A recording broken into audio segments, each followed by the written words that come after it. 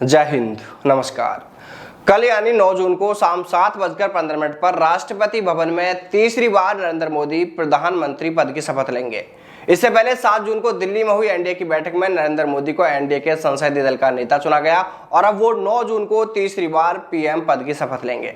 लेकिन उससे पहले ही देश में एक बार फिर से अग्निवीर योजना का यह मुद्दा बहुत ज्यादा गर्मा गया है। इस योजना को लेकर न सिर्फ विपक्षी पार्टियां बल्कि भाजपा के ही सहयोगी दल जदयू ने भी यह मांग कर दी है कि इस योजना की समीक्षा की जानी चाहिए। इसके बाद कई और नेताओं ने भी इस मांग का समर्थन करते हुए कहा है कि हां, अग्निवीर योजना से युवाओं में असंतोष देखने को मिला है, इसका विरोध भी देश भर में बहुत हुआ है, इसलिए इस योजना की समीक्षा करके सरकार को इस पर फिर से सोचना चाहिए। अब देखिए, ये तो आप लगभग कंफर्म सा ही मानकर चले कि इस योजना में बदलाव तो जरूर होने वाले हैं, लेकिन बदलाव क्या होंगे इस पर सरकार थोड़ा विचार विमर्श करेगी।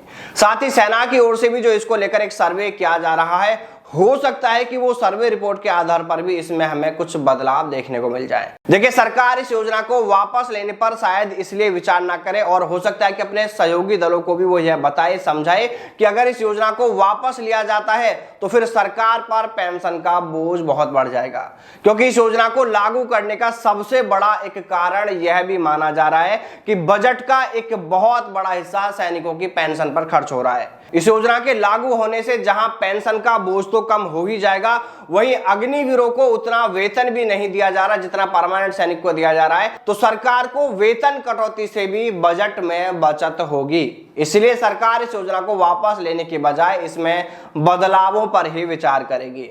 अब देखिए, यहाँ पर एक बदलाव तो यह हो सकता है कि अग्निवीरों के वीरगति को प्राप्त होने पर उनके परिवार को भी पेंशन और अन्य वो तमाम लाभ दिए जा सकते हैं जो एक परमानेंट सैनिक के वीरगति को प्राप्त होने पर उनके परिवार को दिए जाते हैं। इसके अलावा एक बदलाव शायद छुट्टियों को लेकर भी देखने को मिल जाए, क्योंकि एक साल में सिर्फ 30 दिन की छुट्टियां कम है, जबकि एक परमानेंट सैनिक को एक साल में 90 दिन की छुट्टियां हैं।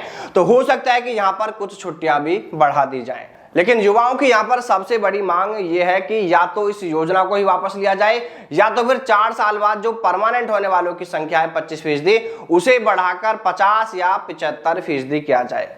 और रही बात सालाना होने वाली वैकेंसी की संख्या की, तो उसे तो देखिए सरकार को और सेना को अपने आप ही बढ़ाना होगा, क्योंकि अभी भी रिपोर्ट्स में बताया जा रहा है कि सशस्त्र बलों में 1.5 लाख पद खाली चल रहे हैं। अब देखिए, यहाँ पर देखने वाली बात ये भी होगी कि अगर सरकार इस योजना में बदलावों पर विचार करने वाली है, बदलावों पर विचार करेगी, तो सिर्फ बदलावों के नाम पर खाना पूर्ति न की जाए। अगर कुछ बदलाव इसमें किए भी जाने हैं तो कुछ ऐसे बदलाव किए जाएं जिससे कि अग्निवीरों का भविष्य सुरक्षित हो सके। देखिए, इस योजना को लेकर यह अनुमान लगाया जाना संभव नहीं है कि इसमें ये बदलाव हो सकते हैं, वो बदलाव हो सकते हैं, क्योंकि ये सेना का मामला है, सरकार का मामला है, तो इसमें वो ही तय करेंगे कि क्या बदलाव होने संभव है। लेकिन भाजपा को यह बहुत अच्छी तरह से पता चल गया है कि इस बार चुनावों में अगर उसे नुकसान उठाना पड़ा है तो उसका कारण अग्निपथ योजना रही है।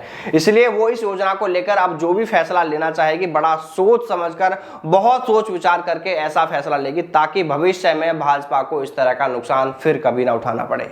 इसलिए अगर सरकार इस योजना में बदलावों पर विचार कर रही है, इस योजना में बदलाव किए जाने हैं, तो यह सुनिश्चित कर लिया जाए कि उन बदलावों में युवाओं का हित होना चाहिए, सेना का हित होना चाहिए, अग्निवीरों का हित होना चाहिए और देश का हित होना चाहिए। इस तरह के बदलाव इस योजना को लेकर किए जाने चाहिए। अब यहाँ पर देखने वाली बात यह होगी कि नई सरकार बनने के बाद इस योजना पर कब तक विचार विमर्श किया जाता है और कब तक इस योजना में बदलाव के लिए कोई फैसला लिया जाता है। वैसे आप इस योजना को लेकर क्या चाहते हैं? अगर इस योजना में बदलाव होने लगे, अगर सरकार इस योजना में बदलावों के लिए तैयार हो जाती है, राजी हो जाती है, तो इस योजना में क्या क्या बदलाव होने चाहिए? आपकी राय कमेंट करके बताएं। जय हिंद, जय भारत, वंदे मातरम।